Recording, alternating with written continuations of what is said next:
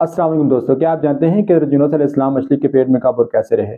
جب حضرت یونس علیہ السلام کی قوم نے مسلسل نافرمانی کی تو آپ ان سے بہت بدظن ہوئے اور آپ نے اللہ کے سامنے ان کے حق میں بددعا کی اور آپ ان کو چھوڑ کر کشتی میں سوار ہو کر جانے لگے۔ کشتی جب سمندر میں سے جا رہی تھی تو زیادہ طوفان اور زیادہ وزن کی وجہ سے کشتی ڈگمگانے لگی۔ زیادہ وزن کی وجہ سے کسی ایک فرد کو نکالنے کے لیے کشتی میں قراندازی کی گئی جس میں حضرت یونس علیہ السلام کا نام آیا اور آپ کو سمندر میں پھینک دیا گیا اور سمندر میں ایک بڑی مچھلی نے آپ کو نگل لیا اور مچھلی کو اللہ پاک کی طرف سے حکم ہوا کہ یہ جو تمہارے پیٹ میں ہے یہ تمہارا کھانا نہیں ہے بلکہ ہماری امانت ہے، اس کو بحفاظت رکھو۔ حضرت یونس علیہ السلام کو مچھلی کے پیٹ میں احساس ہوا کہ ان کو اپنی قوم کو چھوڑنے سے پہلے اللہ کے حکم کا انتظار کرنا چاہیے تھا۔ حضرت یونس علیہ السلام نے مچھلی کے پیٹ میں اللہ سے دعا کی،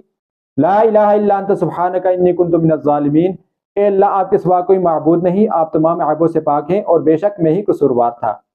اور اللہ نے آپ کی دعا قبول کی اور مچھلی کو حکم دیا اور مچھلی نے آپ کو ساحل سمندر پر اگل دیا۔ اور پھر اللہ پاک نے حضرت یونس علیہ السلام کو حکم دیا کہ اے یونس اپنی قوم کی طرف لوٹ جاؤ اور اپنی قوم کو گمراہ